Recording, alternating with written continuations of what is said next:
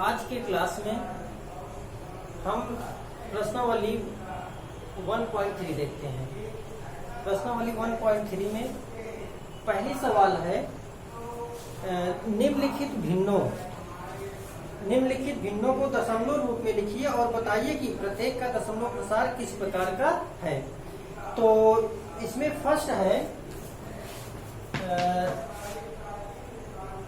36/100, देखिए 36/100 ये हमको दिया गया है। अब इसे हमें दशमलव के रूप में व्यक्त करना है, इसका दशमलव प्रसार करना है और उसके बाद बताना है कि यह किस प्रकार का है। जो दशमलव प्रसार है यह किस प्रकार का है ये हमको बताना है। तो देखिए वैसे भी हम जानते हैं यहाँ पर नीचे क्या 100 है ना, 100 है। तो जब भी हम किसी भी नंबर को 100 से भाग देते हैं, 100 से डिवाइड करते हैं, तो यहाँ पर देखिए 2 जीरो है, 1 और 2 जीरो है। इसको हम क्या करेंगे, डायरेक्ट भाग न देने के बजाय ऐसे सीधे लिख देंगे। 2 जीरो है तो 2 अंक पे दशमलव लगा देंगे, 1 2 इकाई की तरफ से 2 अंक पे दशमलव लगा देंगे, ये जीरो आ जाएगा। देखिए अगर हम इसको डिवाइड करेंगे तो हमारा जो शेषफल होगा वह जीरो बचेगा।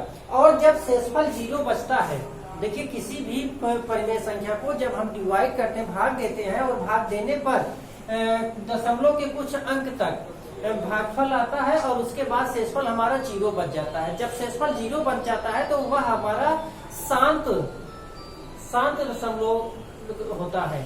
उस जगह पर हमारा जो होता है वो शांत निरूपण उसका होता है। तो इस तरह से हमारा जो ये पहली सवाल है इसमें बता रहा है कि निम्नलिखित भिन्नों को दशमलव रूप में लिखिए और बताइए कि प्रत्येक का दशमलव प्रसार किस प्रकार का है। तो किस प्रकार का है ये दशमलव प्रसार हमें ये बताना है। तो इसके लिए हम क्या करते हैं, ये देखते हैं शांत है या अशांत है। 2 तरह का होता है, एक शांत होता है, दूसरा अशांत होता है। तो शांत कौन सा होता है, ऐसी परिमेय संख्याएं जिनका दशमलव निरूपण में दशमलव के कुछ अंकों के बाद शेषफल शून्य हो जाता है। जब शेषफल शून्य हो जाता है तो इस प्रकार दशमलव रूप को हम शांत दशमलव कहते हैं।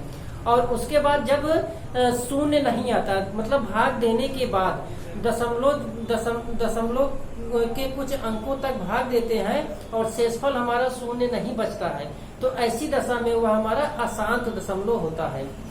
तो अशांत आवर्त दशमलव होता है, शांत आवर्त दशमलव होता है। 2 प्रकार के होते हैं, शांत आवर्त दशमलव और अशांत आवर्त दशमलव। शांत आवर्त दशमलव कब होता है, जब भाग देने पर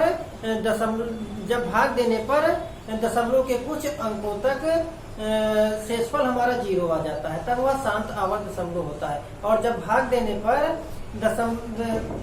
पर दशमलव के कुछ अंकों तक जब हम भाग देते हैं लेकिन बार बार हमें शेषफल मिलता जाता है, कहने का मतलब शेषफल हमारा जीरो नहीं होता है, शून्य नहीं होता है, तो वह अशांत आवर्त दशमलव कहलाता है। ये 2 प्रकार का हमारा होता है दशमलव प्रसार जब किया जाता है तो वह ये 2 प्रकार का होता है, एक शांत आवर्त दशमलव होता है, दूसरा अशांत आवर्त दशमलव होता है। तो पहली सवाल जब हमने इसको 36/100 को भाग दिया तो 0.36 आया, 0.36 आया और इसे भाग देने पर हमारा दशमलव शेषफल जो होगा वह क्या होगा, जीरो होगा। जब शेषफल जीरो होगा तो यह क्या होगा, शांत आवर्त दशमलव होगा। इसके आगे हम लिख देंगे शांत आवर्त दशमलव। देखिए ये तो हम डायरेक्ट कर दिए। अब दूसरी सवाल है 1/11। 1/11 को हमें क्या करना है, भाग देना है, दशमलव के रूप में व्यक्त करना है। दशमलव के रूप में व्यक्त करने के लिए हम 1 को 11 से भाग देते हैं। देखिए कैसे देंगे, 1 को 11 से भाग दिया जाएगा, 1 को 11 से डिवाइड करेंगे, 1 को 11 से डिवाइड किया जाएगा। तो 11 से 1 डिवाइड होगा क्या, नहीं होगा। क्यों नहीं होगा, क्योंकि देखिए हमको पता है कि जब भाग तभी हम दे सकते हैं जब हमारा यहाँ पर देखो, इसको जब हम करते हैं तो यहाँ क्या रहता है, भाज्य होता है। यहाँ क्या होता है, भाजक होता है। यहाँ क्या होता है, भागफल होता है। और जो नीचे बचता है वह क्या होता है, शेषफल होता है। तो भाग कब दे पाएंगे, जब भाजक छोटा हो और भाज्य बड़ा हो, तो वहां पर हम भाग दे देंगे। लेकिन यहाँ पर क्या है, भाजक हमारा बड़ा है और भाज्य छोटा है। तो ऐसी दशा में हम क्या करेंगे, यहाँ पर हम दशमलव को बढ़ाएंगे, 0 बढ़ाकर 1 दशमलव लगा देंगे। अब दशमलव लगाने के बाद यहाँ पर 0 बढ़ा सकते हैं, लेकिन क्या अभी भी ये 11 से 10 को डिवाइड किया जा सकता है? नहीं किया जा सकता। तो इसके लिए हम क्या करेंगे, यहाँ पर एक 0 और बढ़ाइए, यहाँ पर 0 बढ़ा दीजिए, कितना बन जाएगा? 100 बन जाएगा। अब 11 से 100 को भाग देंगे तो 9 बार जाएगा, 11 9 99, ये 11 9 99 हो जाएगा, ये 99 आया। अब भाग देंगे, कितना आ जाएगा? 1 आ जाएगा। कितना आएगा? 1। अब उसके बाद यहाँ 9 में 9, देखिए 10 में से 9 माइनस कर देंगे 1 आएगा। अब यहाँ पर 9 बचा, 9 में 9 माइनस करेंगे तो 0 आएगा। क्या 11 से 1 को डिवाइड किया जा सकता है? नहीं। हम दशमलव बढ़ा चुके हैं, यहाँ 0 बढ़ा देंगे, लेकिन एक ही बार बढ़ा पाएंगे ना। अब दोबारा, अभी भी ये छोटा है, अब दोबारा दशमलव बढ़ाने के लिए यहाँ पर हम 0 बढ़ाएंगे और उसके बाद यहाँ पर एक 0 और बढ़ा देंगे, फिर क्या जाएगा? 9 बार जाएगा। 9 बार जाएगा तो यहाँ 99 होगा, फिर क्या होगा? 1 आएगा। समझ गए? और ऐसा ही क्रम क्या होगा, इसका चलता रहेगा।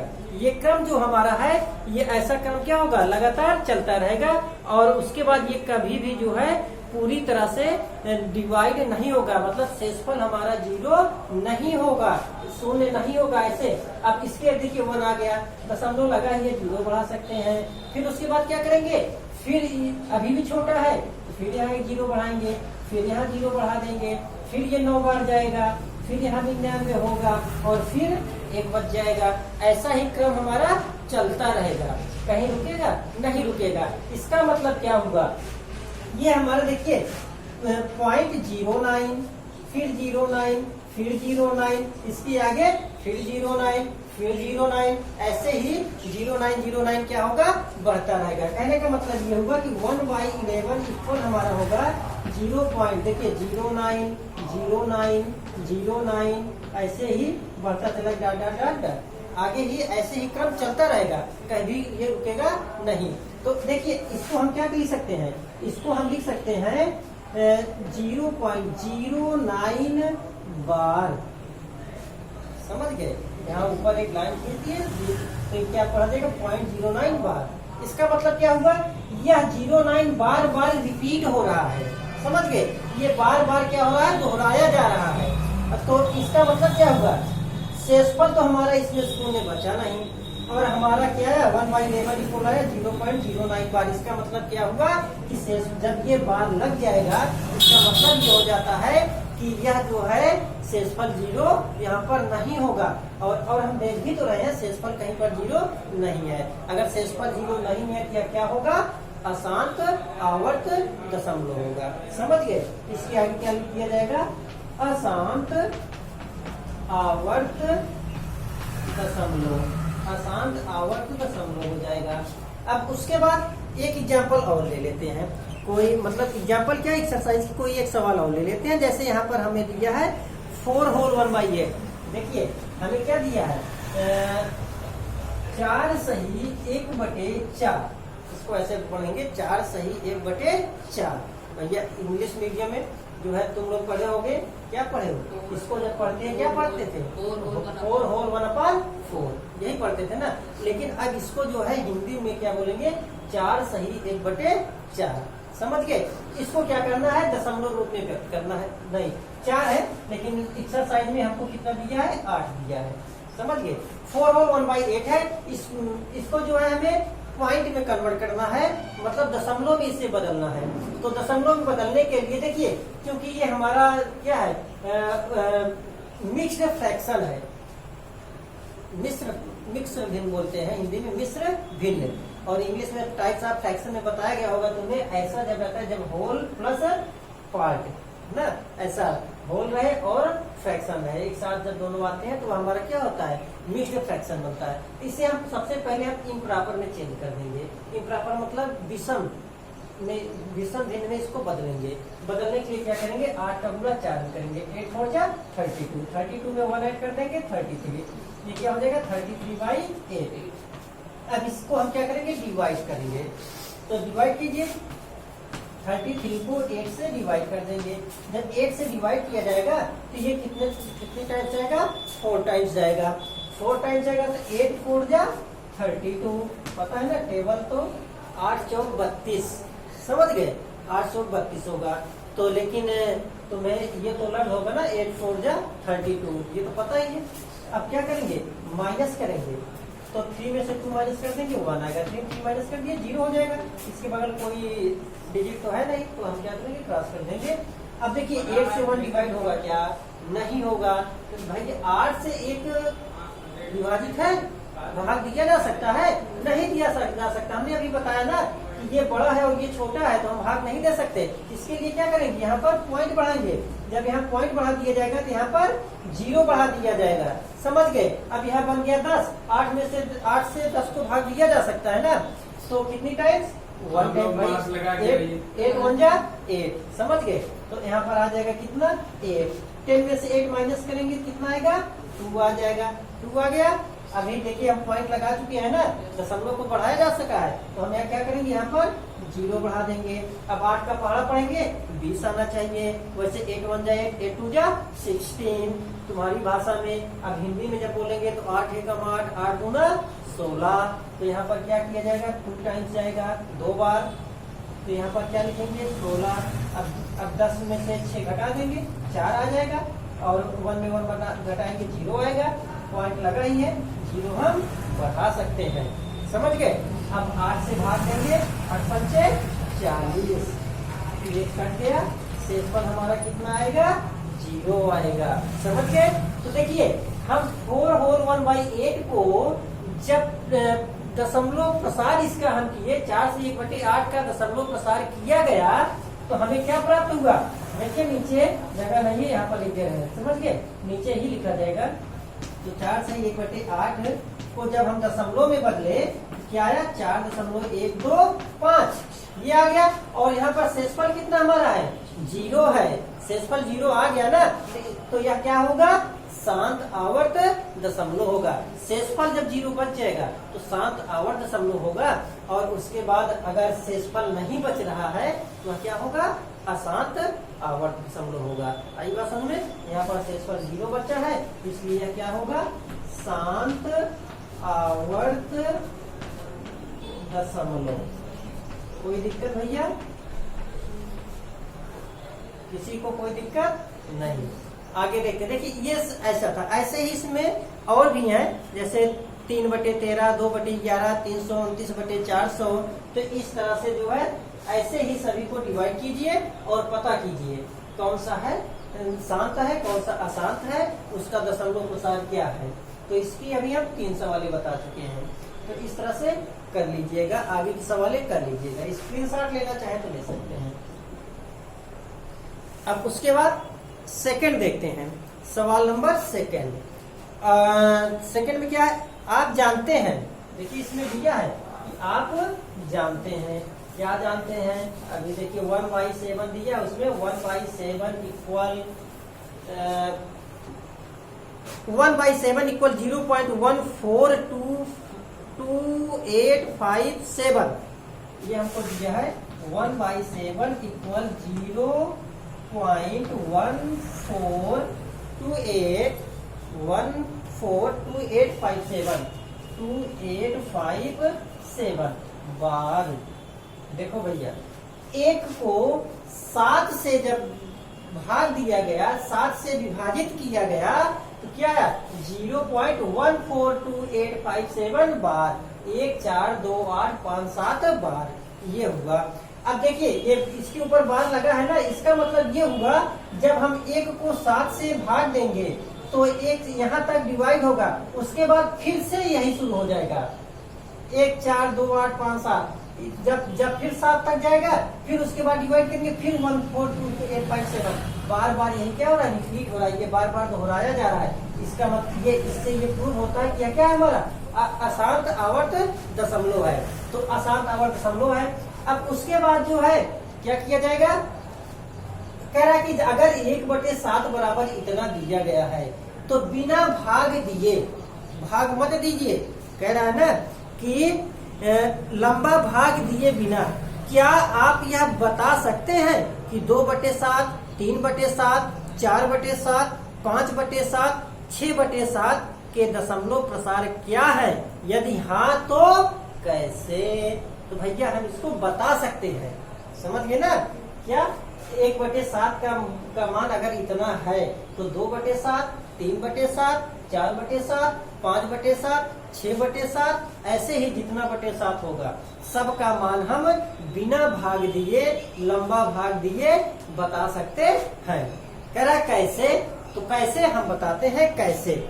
इसके लिए क्या करेंगे, 1/7 का मान जो हमें दिया गया है, देखिए 1/7 का मान हमको दिया गया है, हम 2/7 का मान निकालते हैं।